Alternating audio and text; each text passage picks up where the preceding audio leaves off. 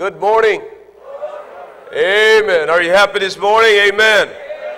Masaya po tayo kasi nasa bahay-sambahan tayo sa umagang ito. Amen. All right. Thank you. You may be seated.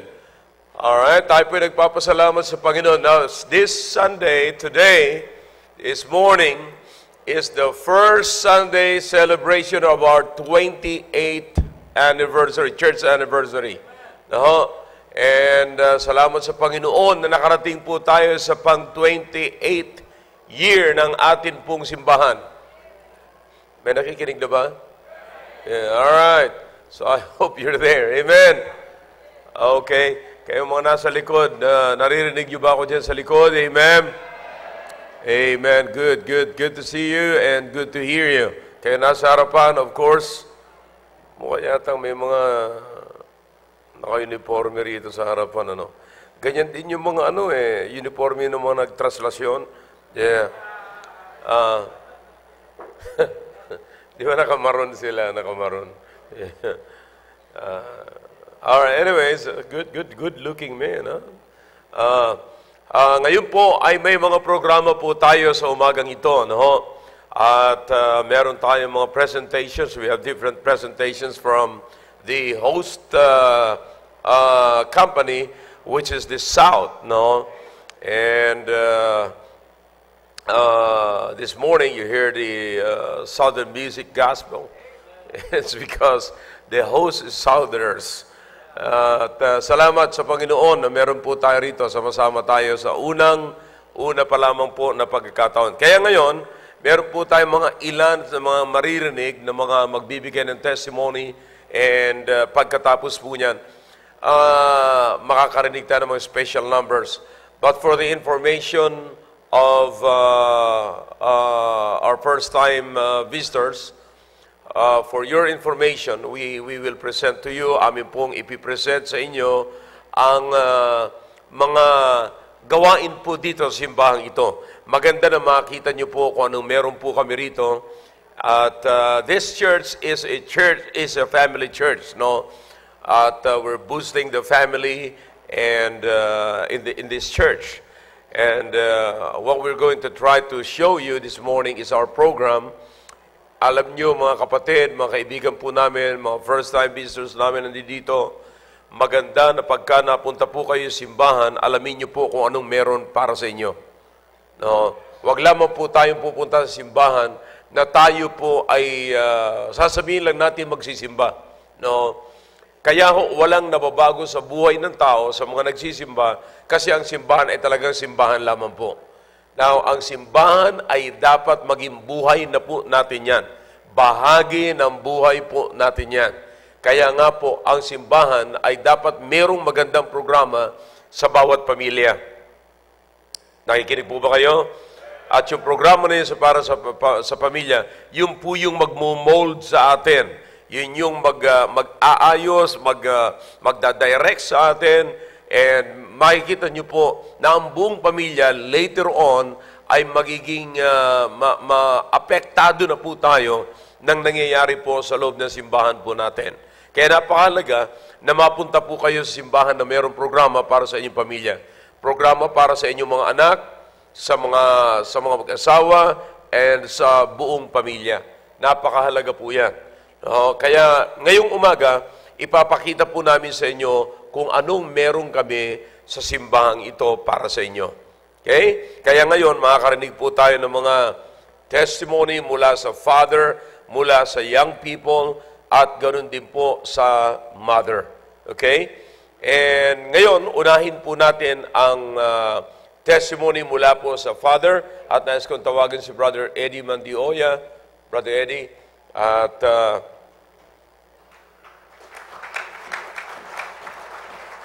si Brother Eddie po ay matagal ko na po itong kasama, sa pasimula ng simbahang ito ay kasama ko na po siya. At maraming salamat na ang kanyang buong pamilya hanggang ngayon ay kasama ko pa rin po. Okay? Brother Eddie. Parang kinabahan ba rin ba? Magandang umaga po sa ating lahat. Happy anniversary! Sa hindi nakakilala sa akin, Ako pala si Brother Eddie Mandioya. 20th anniversary na tayo ngayon. First anniversary, nalala ko sa Marines. At kami pa ang asiret noon, pati asawa ko. Kasi konti pa kayo noon kaya pati babae nag-aasir. So, salamat sa Panginoon na 20th anniversary, nandito ang aking family. At kami ay kumpleto. So, sa biyaya ng Panginoon, salamat na kami ay binigyan niya ng kalakasan na kami ay patuloy sa gawain dito sa Fort Bonifacio. At doon na pinasalamatan ko sa Panginoon ang kaligtasan. Siguro kung hindi ako ligtas, hindi niyo ako makikita ngayon sa inyong harapan. So, salamat na nakilala ko ating pastor na siya ang gabay, siya ang charger ng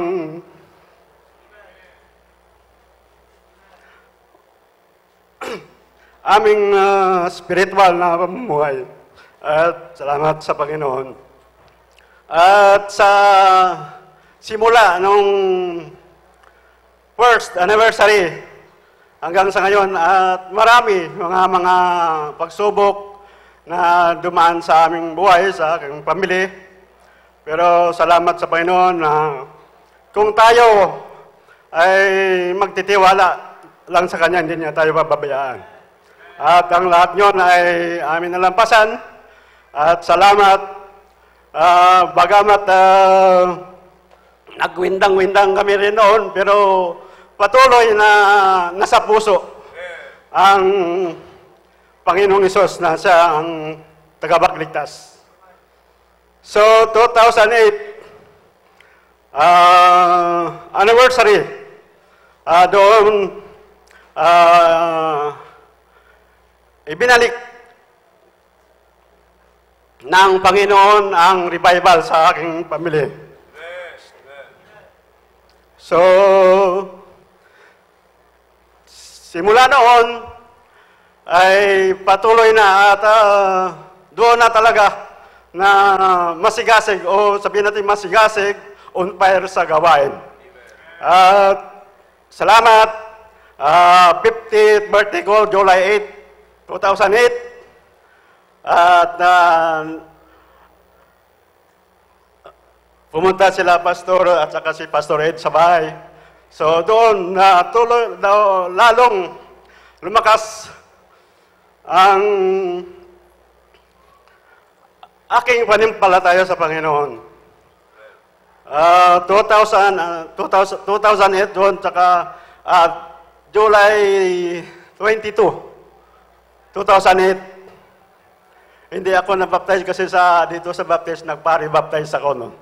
So, talagang nandoon ang kapangyarihan ng Panginoon sa aking pamilya. So, salamat na patuloy na encouraging sa mensahe ng ating mga pastor na tayo ay maging malakas, strong sa gawain ng Panginoon. At doon din kami nagkaroon ng burden, nagkaroon ng desire na magkaroon ng mission church doon sa aming lugar, sa Patnungon, Antique. Kaya salamat sa Panginoon dahil kahit na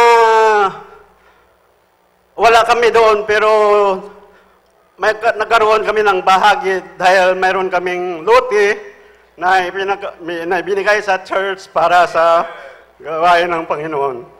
So, mga 3 taon hindi kami nakauwi ng anniversary.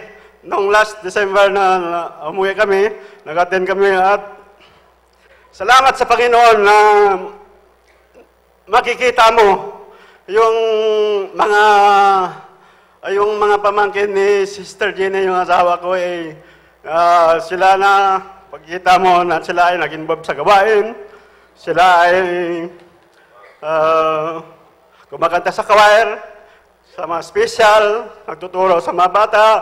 So, nandoon kahit na wala kami makikita namin yun, nandoon ang kasiyahan sa aming puso. So, salamat sa Panginoon na patuloy na nag-encourage sa amin.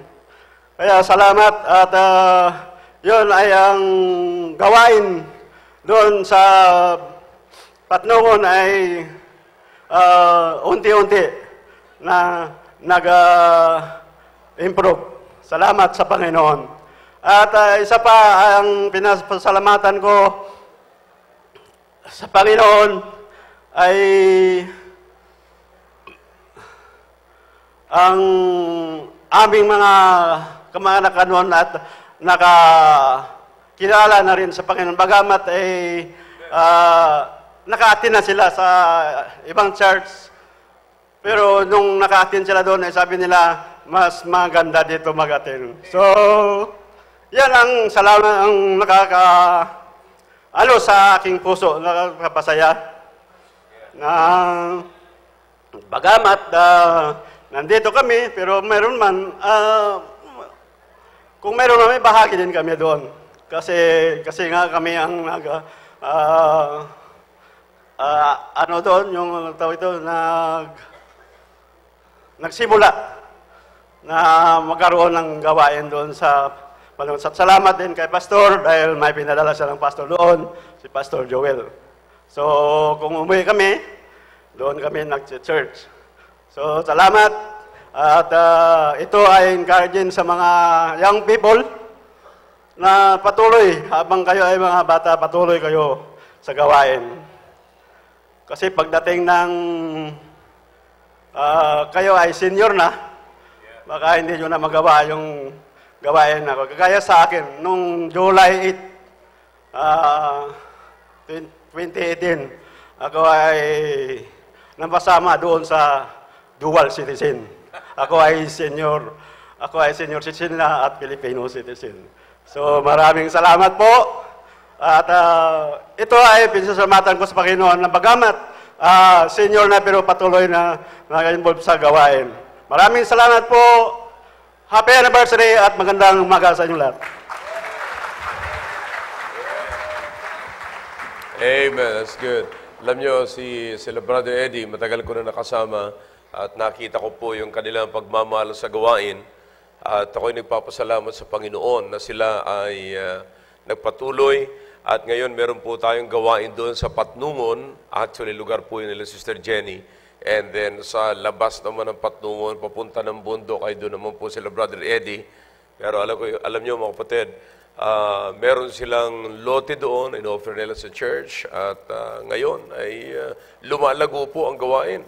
Dati ho, pa nagre-report sa akin si Brother Joel, sabihin nila, attendance sila, mga 30, 40, ngayon po, nasa 70 plus na. Yeah. Kaya panalangin niyo po, ako ininiwala na patuloy nalalago ang gawain po na yun doon, no, sa Patnungon. Kaya, salamat sa mga kapatiran na meron pong birthday na ganyan, ano ho. At ako'y nagpapasalamat na meron silang puso sa gawain. Okay? All right, let's hear from young people also. And let's call Hazel Villaranda. Hazel. Ito pala si Hazel. Halika, Hazel. Yeah. Amen. Okay, dito ka.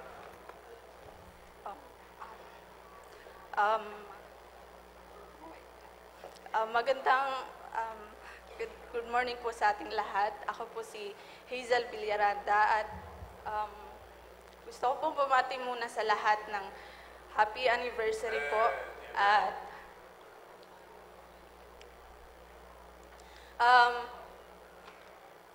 unang-una po na gusto kong pasalamatan sa Panginoon ay yung akin pong salvation.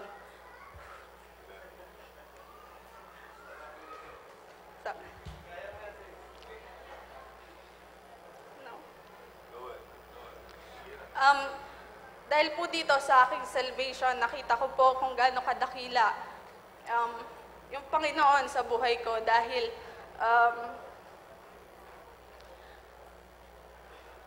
mula po dito na naramdaman ko kung gaano po tayo kamahal ng Panginoon. despite of mga bagay na nagagawa natin against his law.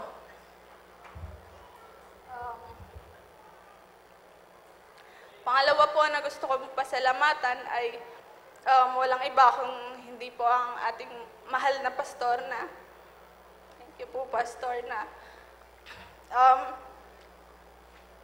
siya po yung una na nagkaroon ng puso para po sa gawain ng Panginoon. Siya po yung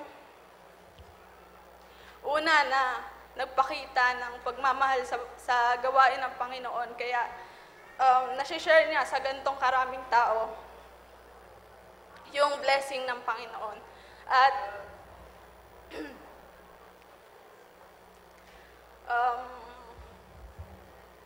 thank you din po sa mga katuruan na i-impart nitong church na to sa pamumuno po ng ating pastor, tsaka sa ibang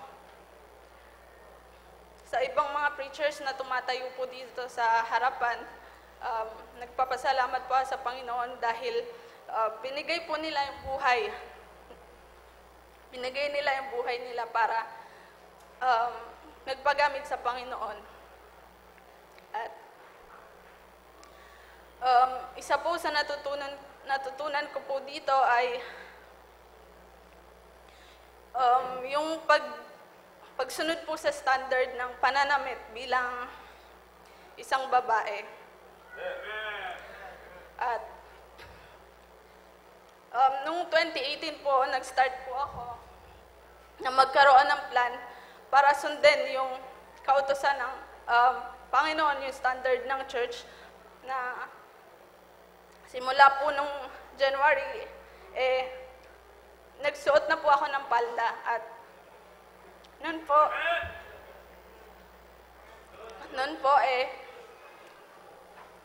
nagulat po yung mga classmate ko sa akin at tinanong nila kung bakit. At sabi ko lang po, dahil po yan sa kadakilaan ng Panginoon. At blessing po na sumunod po ako sa standard ng church dahil nakita ko po mismo sa mga classmate ko, lalo na po yung mga babae na gusto nila din gayahin kung paano po ako manamit.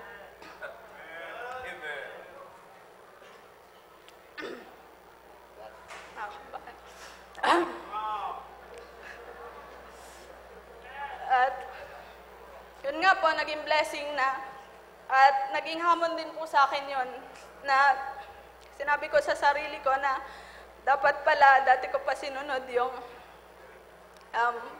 prinsipyo na pinapaniwalaan po ng church. At dahil din po doon, dahil din po doon, bago po ako graduate ng college, binigyan po ako ng isang award. Hindi po academic, pero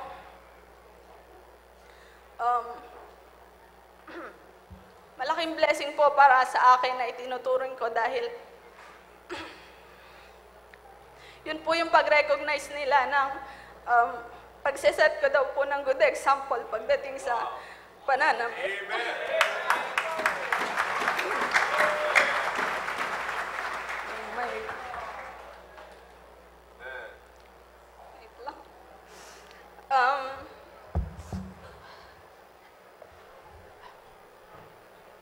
Hindi lang po doon nagtatapos sa school yung mga blessing ng Panginoon na binigay po sa akin.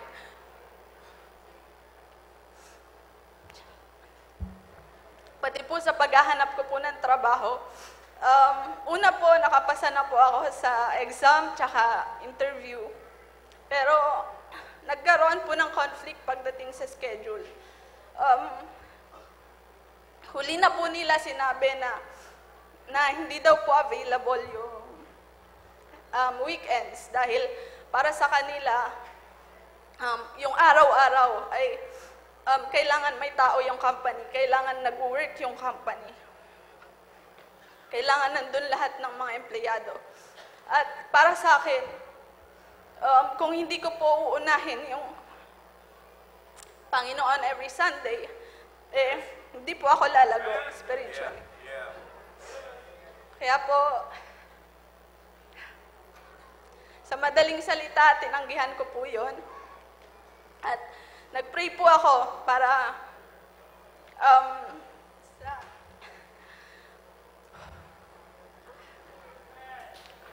sa ibibigay ng Panginoon para sa akin na job, na blessing po para sa akin.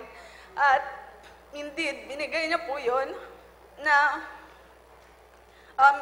off yung weekends ko. At during interview po, sinabi po nila na pinopromote nila yung OT kasi madami pong kailangan na tapusin, madaming kailangan na gawin sa isang araw. Pero nag-agree naman po ako na willing ako mag-OT, pero sabi ko po, except po sa Wednesdays po. Kasi nilatag ko po sa kanila yung schedule ng church. At sinabi ko po na may service kami. May service po yung church every Wednesdays and Sundays. Kaya makakapag-OT po ako ng the rest of the days of the week. Pero except po Wednesday. Kaya akala ko po na hindi po sila papayag, pero sabi po nung boss, kasi nung isang boss na nag-interview po sa akin, kasi panel po yun, natutuwa po daw siya dahil sa kabila ng nilatag nila na hectic schedule ng company, nagkakaroon pa din daw po ako ng oras para sa panambahan pagdating sa Panginoon. At mula nga po noon, mula po nung pagpasok ko doon sa company na yon, every Wednesday po nakaka-attend po ako kahit na mahirap po sumakay doon sa market kasi mula BGC, lalakarin ko po hanggang market. Tapos sa market pagdating ko, sobrang haba ng pila. Nung ginawa ko po nung una, naghabal po ako. Pero nung sinabi ko po yun sa mama ko, pinagalitan niya pa ako kasi delikado daw po. Pero kaya nung mga the following Wednesdays po, naglaan po ako ng budget para na makapunta po ako dito on time at nag-taxi po ako at kahit na mabigat po yon para sa akin na nagsisimula pa lang sa pagtatrabaho, syempre tinutulungan ko pa yung family ko, pero wala po, priceless po para sa akin yung mga salita ng Panginoon na napapakinggan ko po more than yung na-suspend ko po dun sa transpo. Oh my God.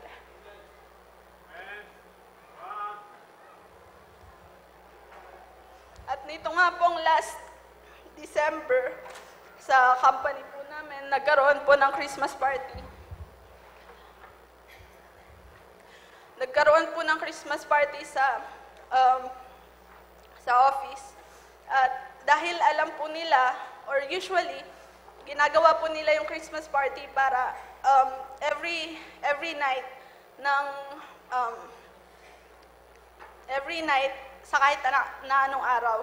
Nagkataon naman po na Wednesday night yung party at nagpa-meeting po yung boss. Sinabi niya na i-move daw nila yung schedule ng party para daw po sa akin.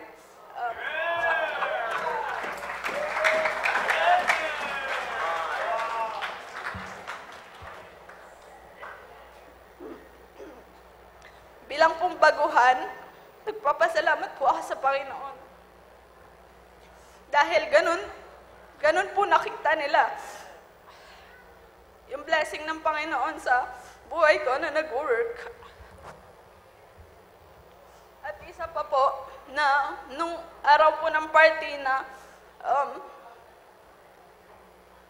sinabi po nila na nagkaroon ng messages pagdating sa pagkakaroon ng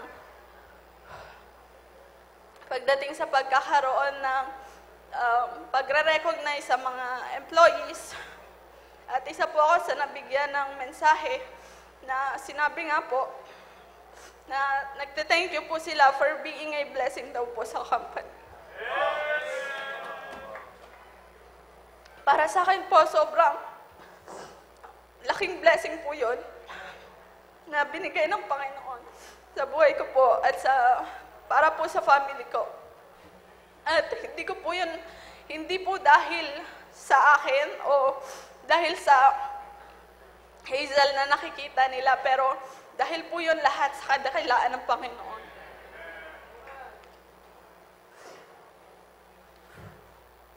At next po na gusto ko pong pasalamatan ay yung mga leaders po ng aming grupo. Unang-una po si Brother Gomer, na siya po yung una na nag-lead po sa amin. Actually, siya din po yung nakapag-share ng salvation po sa akin at sa family ko po. Ganon din po na pinapasalamatan ko din yung mga ibang leaders, katulad nila Ma'am Dang po, family niya, for setting a good example po para sa mga kabataan. Dahil nakikita or na-encourage po kami every time na nagsasalita po kayo sa amin na kung ano yung dapat namin gawin bilang isang kabataan. At gusto ko din po na pasalamatan yung mga tao, yung church po, specifically, yung mga tao po na naging part ng paglago ko spiritually. Dahil sa mga prayers nyo, sa mga encouragement, nakikita ko po yung pagbabago sa buhay ko po.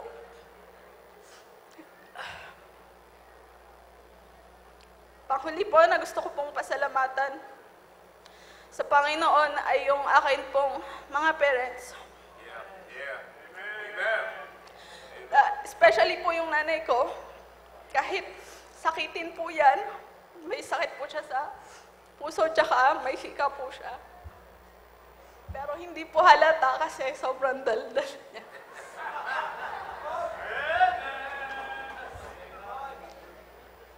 Dahil sa daldal niya po, through prayers din po, kaya ako nagpapasalamat sa kanya dahil siya po yung nag-lead sa family ko, ay sa family namin. Pagdating po sa spiritual aspect, na hindi po, sadly, na hindi po nagagawa ng tatay ko. Kaya po sa mga tatay, na merong courage para mag-stand pagdating sa prinsipyo ng Panginoon. Saludo po ako sa inyo.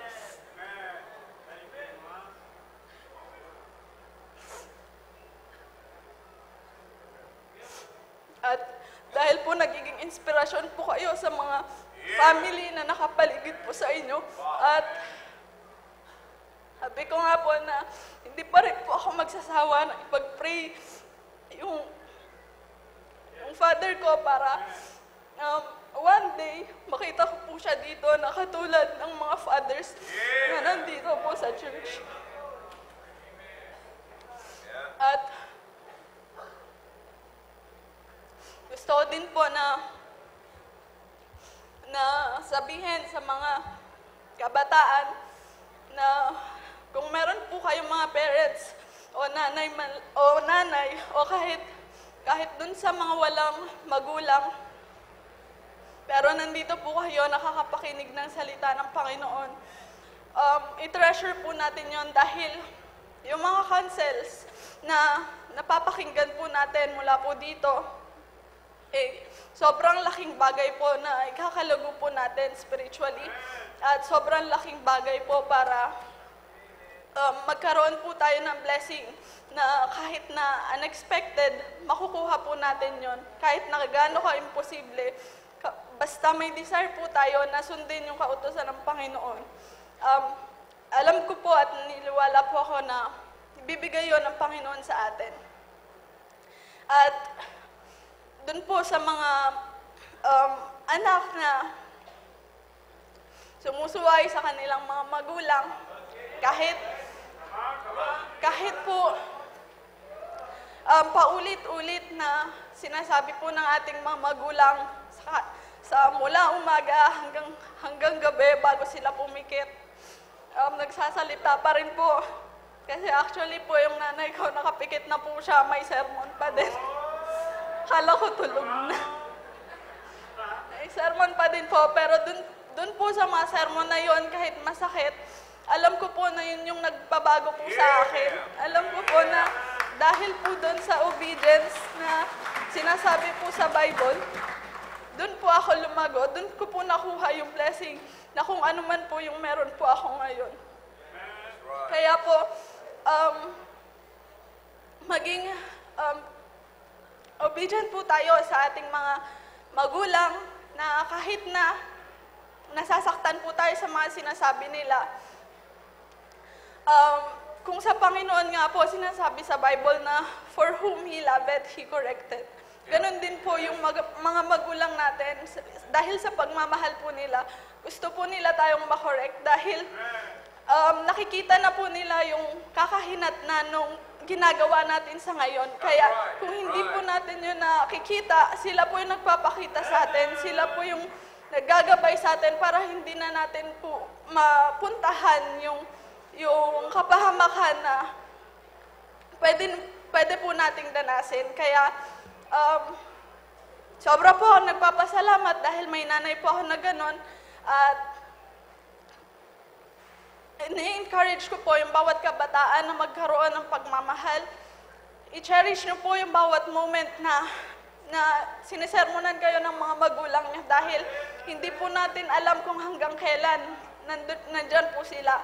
Paano kung kailangan na natin, hinahanap na natin yung mga sermon nila pero wala na pala sila. Kaya mahalin natin yung mga magulang natin, yung mga counselors na nag-a-advise sa atin, nag-encourage sa atin para po lumago tayo spiritually at yung blessing nandun lang po mag-aabay na gusto nga po natin, kumbaga, meron po tayong desire na makakuha ng fruit na maayos. Kumbaga sa dalawang puno, gusto mo yung hitik na bunga na makuha. Pero dun ka umaakyat sa wala man lang ni isa kahit dahon. Kaya kung magkakaroon po tayo ng desire para mag-obey sa mga magulang po natin kahit mahirap, nandun po dapat yung puso natin para willing tayo na mag-submit sa kada turo na binibigay po sa atin. Lalo na dito po sa church na lagi pong sinasabi ng ating pastor na mag-obey at mag-obey at mag-obey. Kaya nagpapasalamat po ako sa anuman pong blessing na meron po ako ngayon at sa family ko po, sa mga neighborhood na nakakakita ng mga disiplina ng church na na-apply po namin ng aming family. Kapasalamat po ako dahil pinagkakatiwalaan po nila ako sa mga bata. Ganon din po sa mga teenagers na pinapasama po nila ako dahil pinapasama nila sa akin dahil sabi nila gayahin daw po nila yung ginagawa ko dahil yun daw po yung makakabuti. Kaya pinapasama po nila sa church yung mga anak po nila. Kaya hindi ko po yun makukuha, hindi ko po yun mararanasan, yung blessing na katulad po ng nararanasan ko ngayon, kung hindi po dahil sa salita ng Panginoon na napapakinggan ko po at ina-apply ko din po. Kaya sa lahat po ng ito, pinapasalamat ko po sa Panginoon. At muli, happy anniversary, Church, at to God be the glory.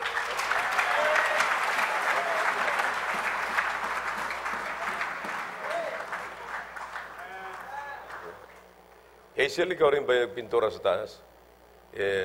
Ano ho ito artist po ito. Maraming magaling siya mag-drawing, you know, magkaroon ng dekorasyon, no? Kasi nung nasunog yung taas, nung sinunog yung taas, sabi ko, punasan, tanggalin lang yung nasunog, pero sabi ko, panatiliin yung parang epekto ng sunog, yung usok, lahat. So, pinadrawing ko sa kanya sa taas. Kaya pag pumunta kayo sa taas, parang hindi na bago yung sinunog ng mga babae. Kasi sabi ko sa kanya, gusto kong manatili yung memory ng galit and everything, you know. So, magaling ho yung bata na yan, mag-drawing. Nasaan ho yung nanay ni Hazel? Pakitayo po. Pakitayo nga po kayo. Asan? Dito po. Amen. Palakpakan po natin. Amen. Yeah. Wow. Amen. Congratulations po. Congratulations. Wow. Alam nyo, you heard it from a young lady, you know. She was awarded in the school, and could you imagine that she's getting favor from her boss? Seldom you can find a young lady like that, you know. She lives differently in the midst of the system of the world. You know. Ngayon, makita nyo yung mga young people kakaiba. But she's also grateful to her mother, you know. And you pray for that.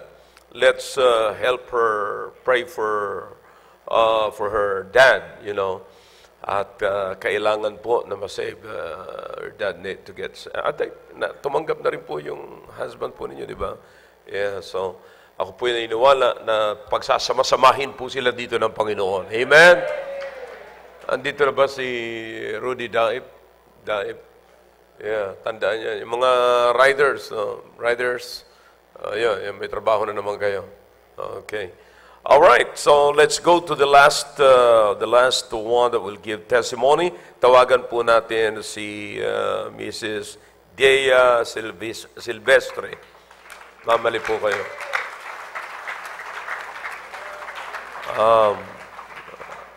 Alam niyo, kahit na sino hong magulang ay gustong magkaroon ng anak na katulad ni Hazel.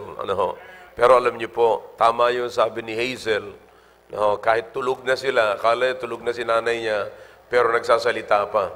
Panaginip na ho yun, pero nakakatulong pa. Alright. Sige po. Magandang umaga po sa ating lahat, Church.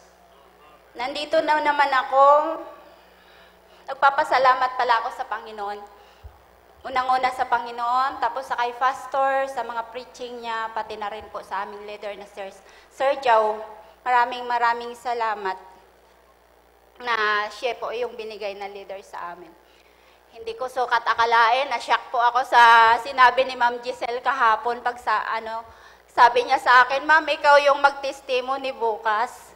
Pero wala na akong choice, kailangan ko to eh.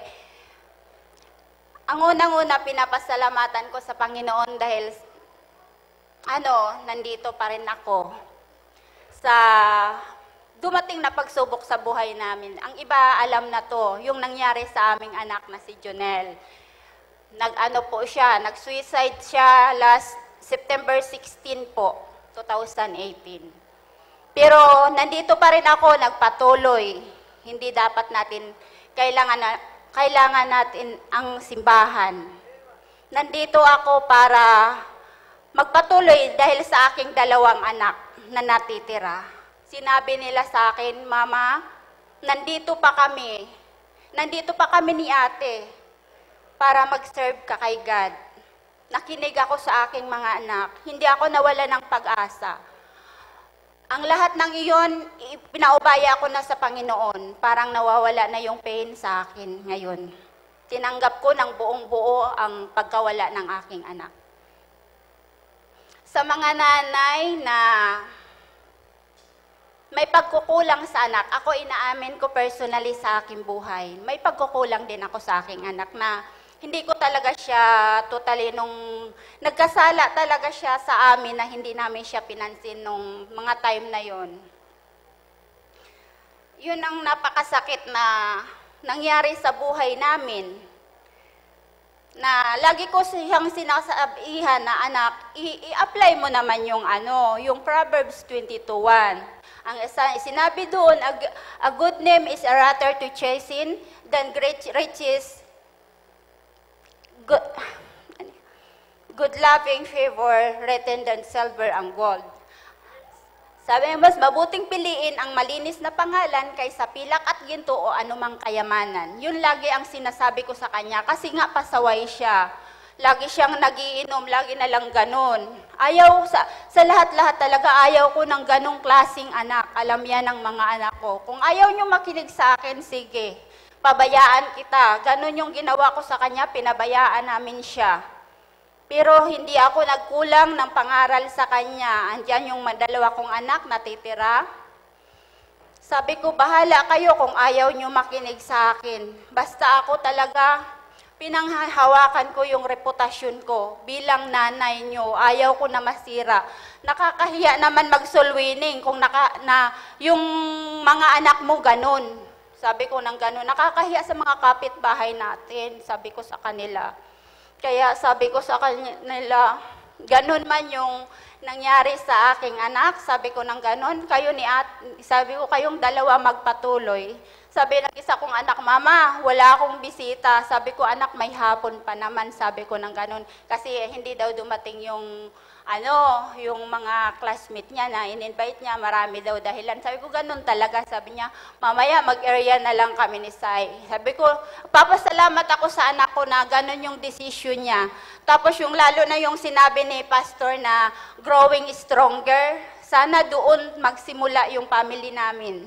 Na sa mga nalalaman niya, mga preaching ni Pastor na yung lalo na long sinabi na yung equation zero, yung laging nating, mga ganon, nung Wednesday night, nasabi niya yon. Pero sabi ko sana, anak, nandoon ka para narinig mo sa pool yung pamilya natin doon. Pero sabi ko sa kanya, magpatuloy lang, sabi ko nang ganon sa kanya. Humihingi ako ng panalangin sa inyo para sa kanila.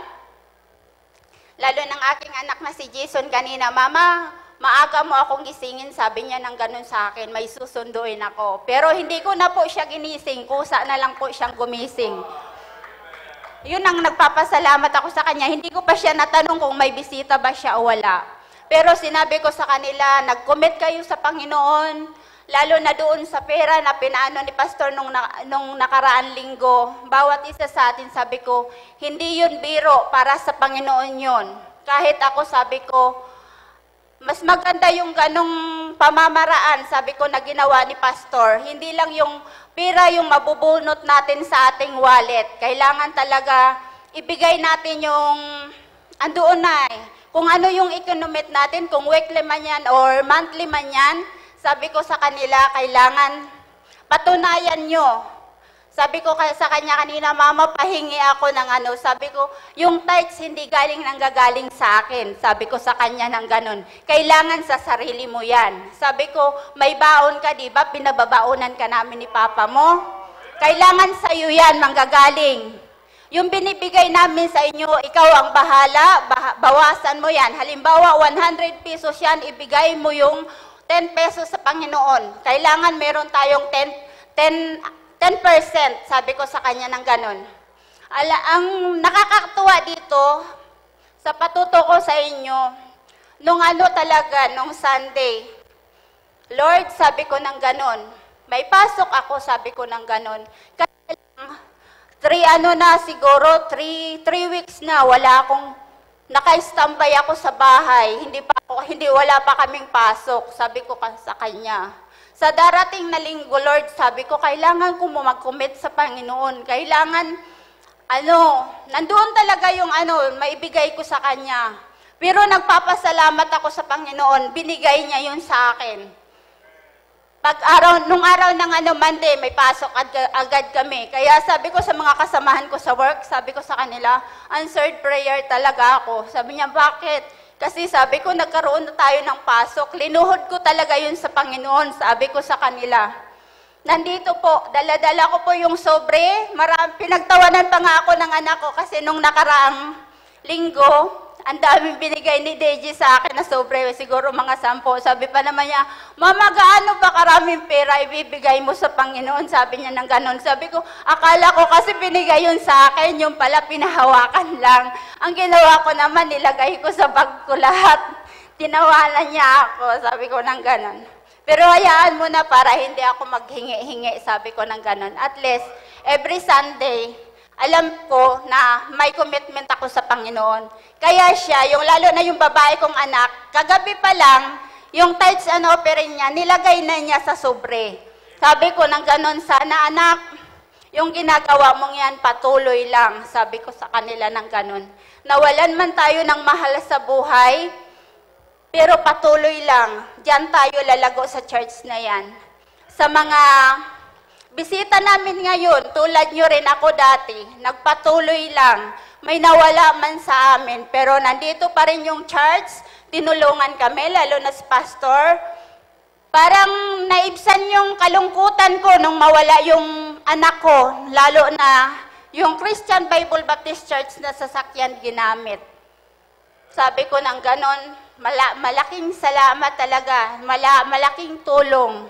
Hindi man financial, pero yun lang ang hiningi ko sa kanila. Sabi ko ng gano'n na makikita ko lang talaga yung sasakyan na yun.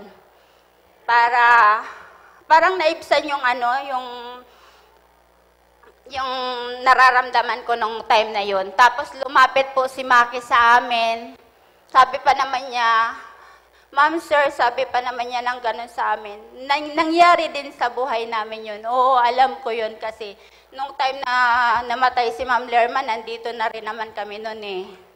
Kaya sabi ko sa, lalo na sa mga nanay na nandito yung mga asawa, mag-submit lang po tayo sa ating mga asawa na sinabi ng Bible tulad dati na hindi talaga ako nagsasubmit sa asawa ko, lalo na pag may mga mali siyang ginagawa. Kasi sinabi doon na, sa Ephesians 5:22 na, wives, submit yourselves unto your own husband as unto the Lord. Sabi ko nang ganun sa kanya, paano man ako susubmit sa'yo kung may mga kabuktutan ka mang ginagawa?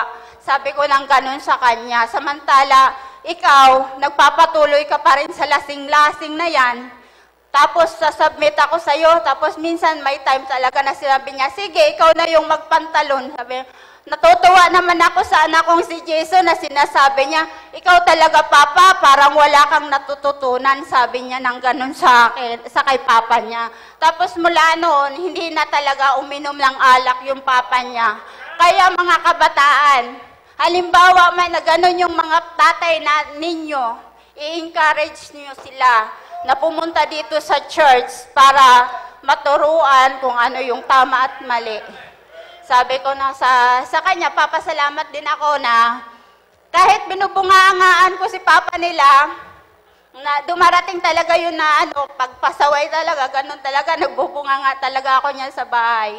Pag mali naman ako, sinasabihan ako niya, Mama, tama naman yan, nakakaano ka na naman, sabi pa naman niya.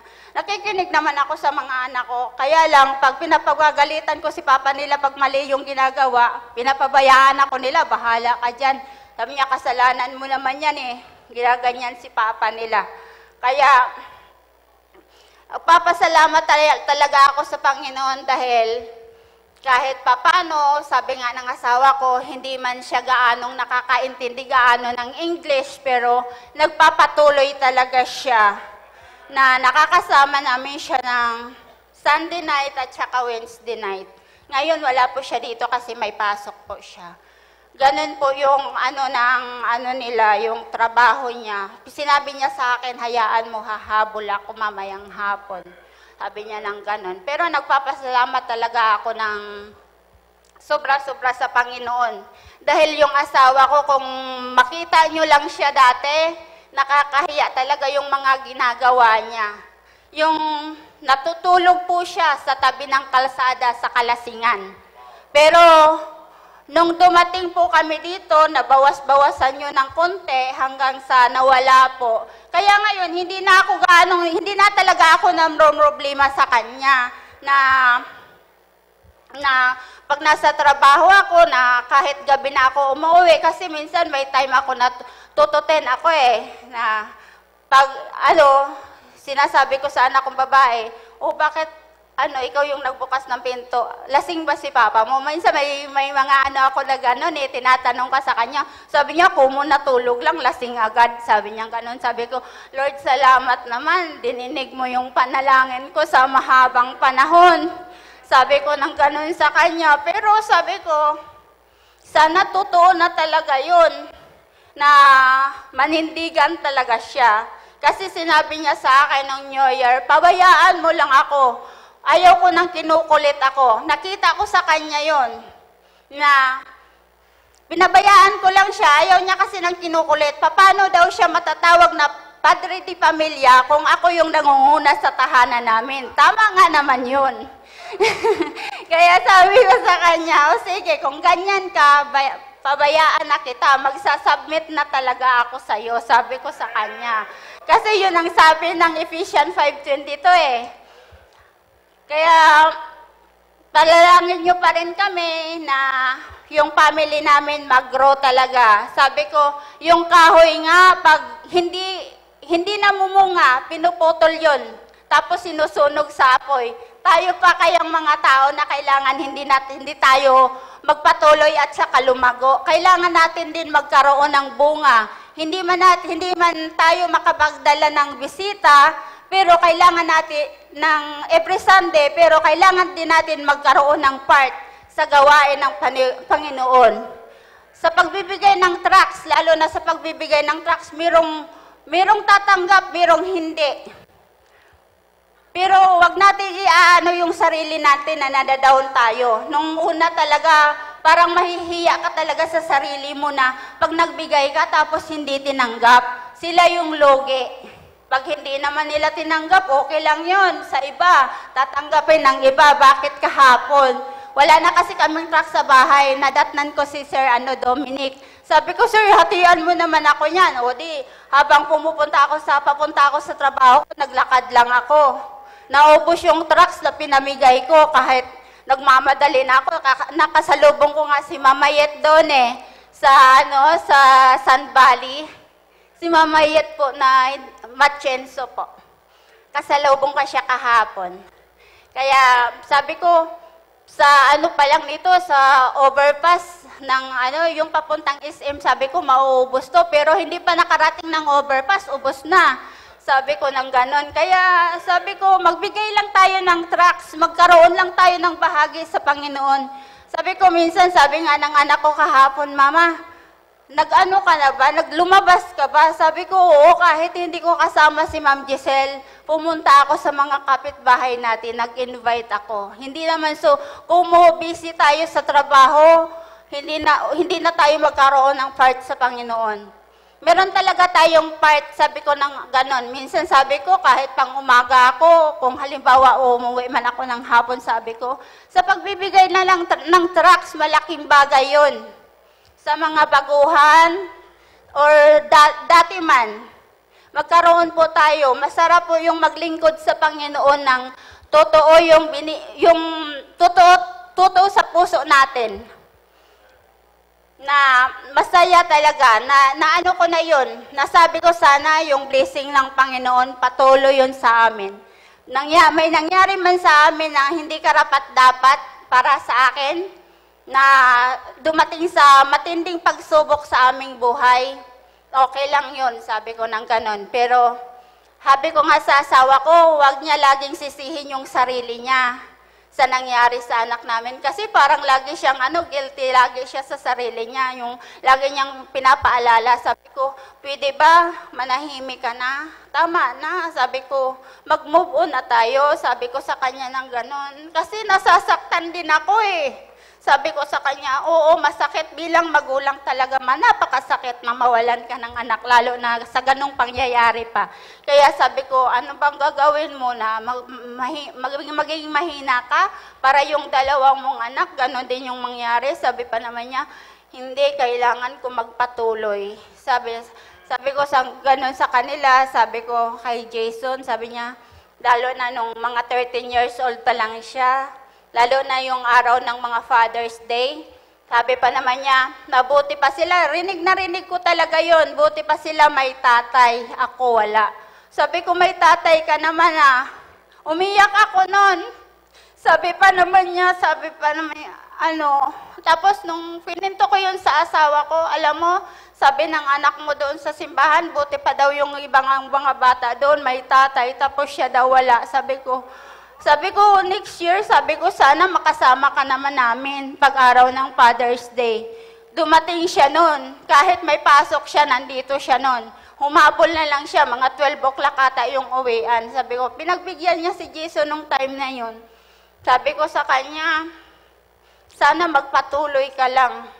Lalo na nang nag-choir na siya sa junior choir, nakasali na siya sa sabi niya, Papa, may surprise ako sa iyo bukas. Sabi niya lang gano'n. Nung time na yun, June 14 yun kasi birthday niya yun. Birthday ni Jason yun.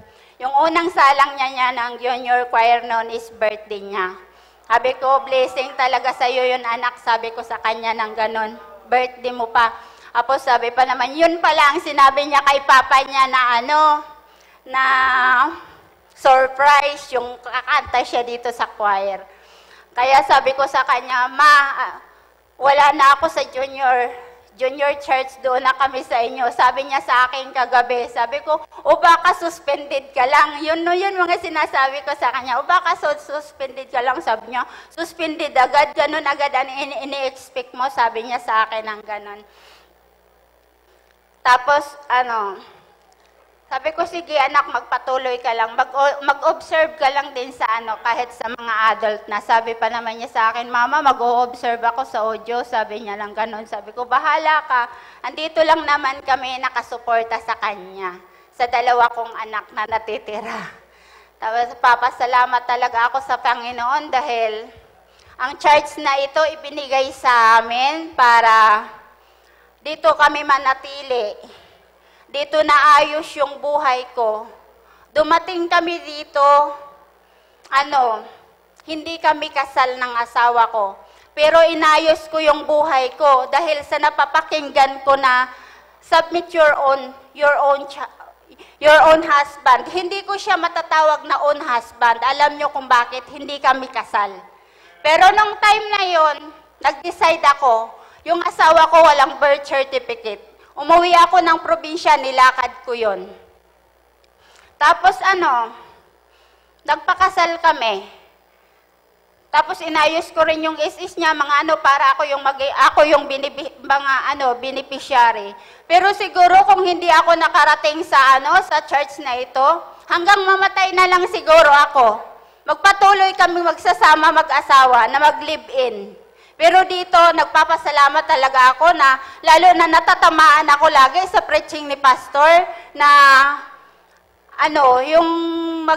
sabi ko, paano ako magsasubmit sa asawa? Hindi ko siya matawag na asawa kasi hindi kami kasal. Parang pinagdidiinan ko yung sarili ko na, nagigilty po ako, sabi ko ng ganon. Kaya, nagpapasalamat talaga ako ng malaki sa Panginoon na nabago talaga, malaking pagbabago ang naitulong sa buhay ko. Maraming salamat, church, sa mga naging part kayo ng buhay ko. Lalo na po sa area namin, mga mothers, naka-area ko, lalo na nung nawala yung aking anak, nandyan kayo, nakasuporta sa akin. Maraming salamat at binabalik ko po ang papuri sa Panginoon. Alright. Alam niyo, mga kapatid, napakaraming blessing na pwede natin sabihin sa Panginoon, but we are still observing time, no? And salamat sa Panginoon, no? That's a great testimony, no? At maganda ho na marinig po natin yung mga ganyan kasi imagine, tama yung sinasabi niya, Alam nyo sa atin ngayon sa Manila, lalo na po rito sa Manila, hindi na uso rito ang kasal eh. Yeah, I'm telling you, ilan yung mga kina-counsel ko po rito, wala naman ho silang problema, wala lang hong nag-a-advise sa kanila na kinakailangan sa kanila, sila magpakasal. Kaya maganda ho yung sinabi niya kanina eh, parang hindi ko masabi na asawa ko siya, kasi hindi naman kami kasal. See?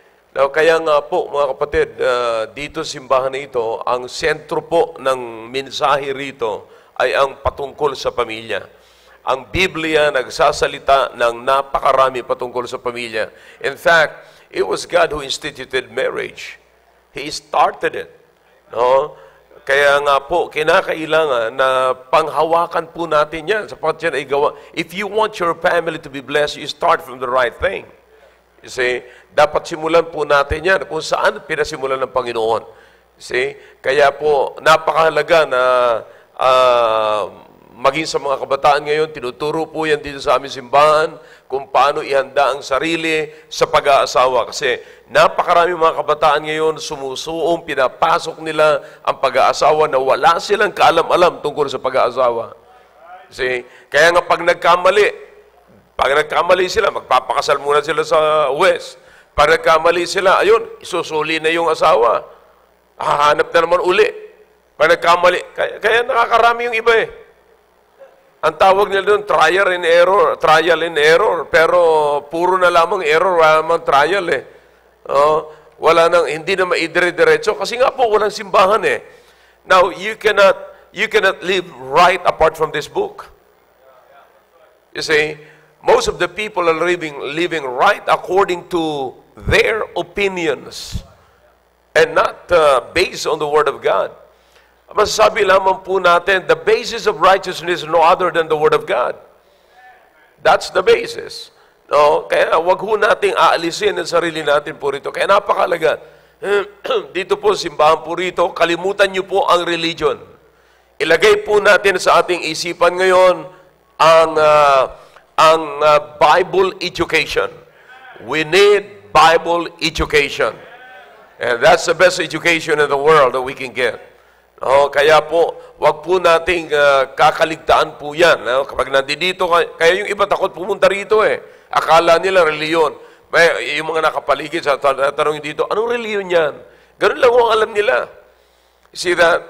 Pero kung titignan nyo po mga kapatid, pag-aralan nyo mabuti, anong mga ginagawa natin sa simbahan natin ang totoo talagang katanggap-tanggap sa Diyos. Yun ang napakahalaga eh. Sapagkat ang lahat dapat ng ginagawa sa simbahan ay katanggap-tanggap sa Diyos. Hindi yung katanggap-tanggap sa atin. Kasi kung katanggap-tanggap sa atin, hindi na natin kailangan simbahan.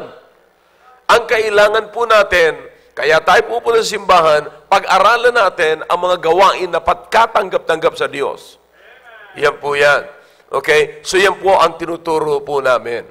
Okay? Kaya salamat sa Panginoon, sa mga testimonies na narinig nyo po yan mula sa tatay. Akalain nyo po, yung tatay, mayroong burden sa gawain, mayroong pagmamahal sa Diyos. Kaya yung anak may pagmamahal din sa Diyos. Ay yung asawa pa. Kung sa halip na magdadaldal kayo dyan kung ano-ano, idaldal nyo sa anak ninyo tungkol sa Diyos.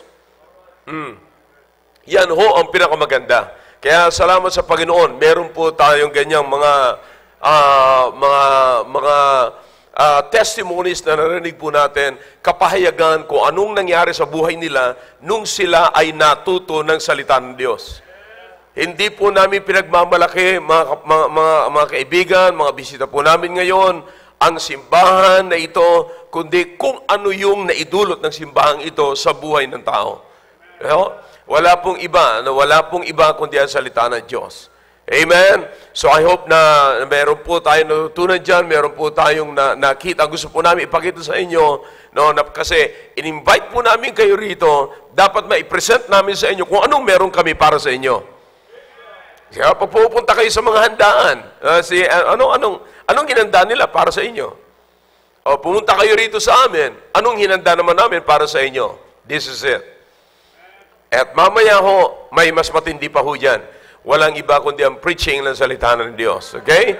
Alright, tayo po muna tumayin lahat. Aawit po tayo ng isang awitin, then we will recognize our first-time visitors and we'll just keep